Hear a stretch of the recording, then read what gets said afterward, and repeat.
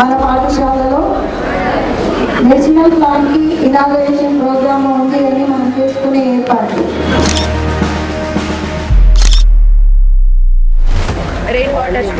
Rain water store చేయడానికి. Very good. ఒక leader చెప్పింది, చిన్న పిల్ల, దసరాలో ప్రతిరోజు దేవీ నవరాత్రులకి అమ్మవారి గుడికి ఎన్నిసార్లు అయితే వెళ్తామో ప్రతిరోజు మా స్కూల్కి వచ్చి నేను చెట్లకి నీళ్లు పోస్తాను సార్ అని చెప్పింది. ఏం చెప్తుంది అమ్మ?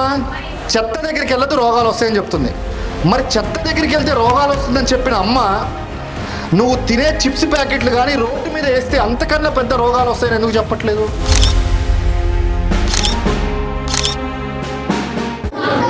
ఒక మంచి ప్రోగ్రామ్కి ఇక్కడ గ్యాదర్ కావడం జరిగింది కదా. ఒక 1 వీక్ నుండి చూస్తున్నారు మన పాఠశాలలో నేషనల్ ప్లాన్కి ఇనాగరేషన్ ప్రోగ్రామ్ ఉంది అని మనం చేసుకునే ఏర్పాట్లు. ముందుగా సిపిఆర్ నుండి నగేష్ సార్ వచ్చి ఈ స్కూల్లో మెడిసినల్ ప్లాంటేషన్ ప్రోగ్రామ్ ఒకటి చేస్తాం మేడం అని స్కూల్ చూసుకొని ఆ స్కూల్లో కిచెన్ గార్డెన్ హౌసెస్ను కూడా క్రియేట్ చేసుకున్నాము. అందరి పిల్లల యొక్క రెస్పాన్సిబిలిటీ ఏంటంటే స్కూల్ని అన్ని విధాలుగా డెవలప్ చేసుకోవడం. ప్రతి ఈవెంట్లో ప్రతి యాక్టివిటీలో మనము పాల్గొనాలి. స్కూల్ని డిస్టర్బ్ చేయకుండా ఎలా డెవలప్ చేసుకోవాలి. మరి రోజు పనమ్మాయిలు పెట్టి ఇల్లు క్లీన్ చేసుకుంటున్న మనం 400 మంది స్కూల్లో ఉంటున్నప్పుడు ఎక్కడ పడితే అక్కడ ఈ న్యూస్ పేపర్ లేనిది, ఎక్కడ పడితే ఇక్కడ ఈ చాక్లెట్ ర్యాపర్ లేనిది అంటే దాని అర్థం ఏంటి? ఏ ఉంది, ఇది మనీలా కాదు, ఇది గవర్నమెంట్ది. సో గవర్నమెంట్ది కాబట్టి నేను ఎక్కడైనా ఇష్టం వచ్చినట్టు వేయచ్చు. రోడ్డు మీద వేస్తా, డ్రైనేజీలో వేస్తా, అవసరమైతే మీ ఇంట్లో కూడా వేస్తా. ఎవరింట్లో వాళ్ళ ఇంట్లో. ఇలాంటి స్థితిగతుల్లో ఎంత వరస్ట్ సిచ్యువేషన్లోకి వెళ్ళిపోతున్నాం అనేది తెలియాలంటే ఒక చిన్న ఎగ్జాంపుల్ మీకు చెప్తా. నేను స్కూల్లోకి వస్తున్నాను. When I'm entering in to the school, ఈ గార్బేజ్ మొత్తం ఫిల్ అయిపోయింది. ఈ గార్బేజ్ కంప్లీట్ ఫిల్ అయిపోయింది. సరే, అక్కడ అందరు కూర్చుంటున్నారని చెప్పి ఎవరో 2 స్టూడెంట్స్ ఒక వర్త తీసుకెళ్ళి ఈ గార్బేజ్ని తీసుకెళ్ళి అక్కడ పడేశారు. ఓకే, ఈ గార్బేజ్ డబ్బాని తీసుకెళ్ళి అక్కడ పడేశారు. నేను దాన్నే చూస్తూ ఉన్నా. ఆ గార్బేజ్లో ఏమున్నాయంటే మడిసి పడేసిన పేపర్స్ ఉన్నాయి. ఏమున్నాయి? పేపర్స్ ఉన్నాయి, ఫుడ్ వేస్ట్ ఉంది, అక్కడక్కడ తిన్న చిప్స్ ప్యాకెట్లు, పేపర్ ర్యాపర్స్ ఉన్నాయి. సరే, ఇదంతా చెత్త కదా. ఏంటది? ఇక్కడి నుంచి అక్కడ తీసుకెళ్లారు. ఎక్కడ తీసుకెళ్లారు? అక్కడ తీసుకెళ్లారు. అక్కడి నుంచి దీన్ని ఎక్కడ తీసుకెళ్తారు? డంపింగ్ యార్డ్, ఊరు బయట ఒక గుట్టలాగా తీసుకెళ్తారు. అంతేనా? చెప్పండి, ఆన్సర్ చెప్పాలి. సరే, అక్కడి నుంచి అక్కడికి వెళ్ళింది. అక్కడి నుంచి ఊరు బయటకు వెళ్ళిపోయింది. ఏం చెప్తుంది అమ్మ? చెత్త దగ్గరికి వెళ్ళదు, రోగాలు వస్తాయని చెప్తుంది. మరి చెత్త దగ్గరికి వెళ్తే రోగాలు వస్తుందని చెప్పిన అమ్మ, నువ్వు తినే చిప్స్ ప్యాకెట్లు కానీ రోడ్డు మీద వేస్తే అంతకన్నా పెద్ద రోగాలు వస్తాయని ఎందుకు చెప్పట్లేదు? చెత్త డస్ట్బిన్ కనిపించేదాకా నీ జేబులోనే ఉండాలి బిడ్డ అని చెప్పాలి కదా. చెప్పట్లా. అయిపోతే పుస్తకాలు ఇవ్వటం, రాసేది 10 పేజీలు, చింపేది 15 పేజీలు, దాన్ని మడిసేది 50 పేజీలు.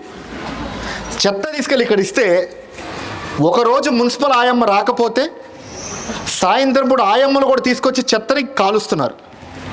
చెత్తని కాలిస్తే ప్రతిరోజు ఒక 20-30 సిగరెట్లు మీరు కూర్చొని పీలిస్తే ఎంత డేంజరో, చెత్తని కాల్చడం కూడా అంతే డేంజర్. తెలుసా మీకు? మరి ఫస్ట్ మనందరం బాధ్యతగా చూడండి. ఇక్కడ కొద్దిమంది కూర్చున్నారు, ఇక్కడ కొద్దిమంది కూర్చున్నారు, అక్కడ కొంతమంది, అక్కడ కొంతమంది, అక్కడ కొంతమంది. కేవలం ఇక్కడ నీడ లేకపోవటం వల్లే. ఎస్, ఇక్కడ ఎవరో చెట్లు నాటితే వెళ్ళి హ్యాపీగా అక్కడ కూర్చున్నారు కదా. చిన్నది క్లైమేట్ అనేది, పర్యావరణం ఎంత అవసరం. ఈ ప్లేస్లో ఎవరు కూర్చుంటారు? కూర్చోండి వచ్చి. ఎవరు కూర్చుంటారు? ఎవరో నాటితే మనం ఇక్కడ కూర్చున్నాం, అవునా? మరి వాళ్ళందరికీ వినిపించేలాగా, వాళ్ళ ఆత్మలు ఉన్నా లేకపోయినా వాళ్ళందరికీ వినిపించేలాగా ఒక్కసారి ప్రాపర్గా క్లాప్స్ కొడదామా? Very good, very good, good. Enough. నేను ఎప్పుడు చెప్పినా 6 సార్లు మాత్రమే క్లాప్స్ కొట్టాలి. ఎన్నిసార్లు? పర్ఫెక్ట్. ఇప్పుడు వీళ్ళు చెట్లు నాటారు.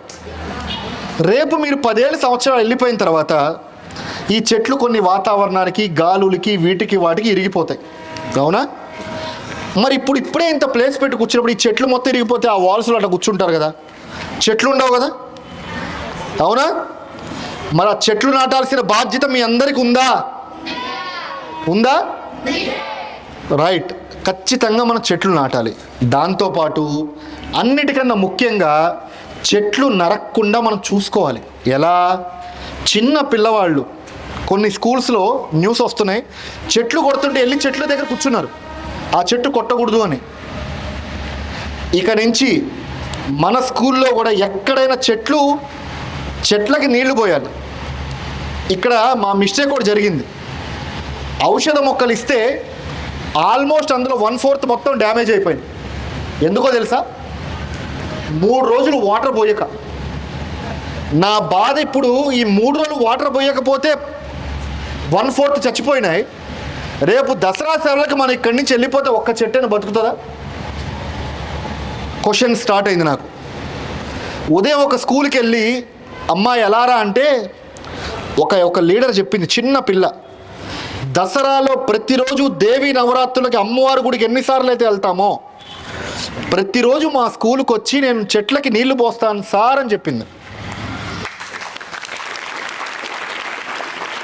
ఇక్కడ దైవం మానుష రూపేణ, దైవం ప్రకృతి రూపేణ అని చెప్పి భగవంతుడు మనకిచ్చిన ప్రకృతి ఇదంతా. అవునా? ఈ చెట్టు, తాగటానికి నీళ్లు, తినటానికి తిండి, ఇవన్నీ ఎవరిచ్చారు? ఇప్పుడు ఇక్కడ ఉన్న లైట్లు. మన ఫస్ట్ పర్యావరణ ప్రేమికులుగా మనం చేయాల్సింది ఏంటంటే ఉన్న రిసోర్సెస్ని జాగ్రత్తగా వాడుకోవాలి. ఏం చేయాలి? రైట్. ఇప్పుడు చూడండి అమ్మ, ఇట్రా, come here.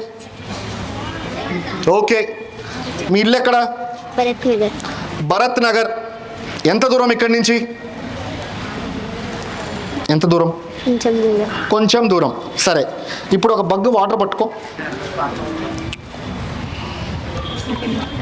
So everyday, okay చూడండి, ఎవ్రీడే ఈ అమ్మాయి స్కూల్లో హ్యాండ్ వాష్కి, ప్రాపర్ యూటిలిటీ దేనికైనా కానీ ఒక 5 mugs ఆఫ్ వాటర్ అవసరం. అవునా? ఈ మగ్గు పట్టుకొని ఆ బెల్దాకి వెళ్ళి సేమ్ అక్కడి నుంచి ఇక్కడికి రా.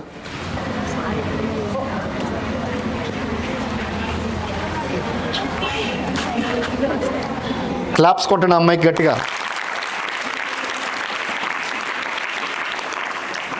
Very good. ఒక ట్యాప్ వాటర్ కూర్చోమ్మ నువ్వు. ఒక మగ్గు వాటరు తను తీసుకొచ్చింది. ఓకే, నౌ 5 ట్యాప్స్ లీక్ అవుతున్నాయి. Now come here. 5 taps into 8 minutes is equal to 20 liters. Hold this.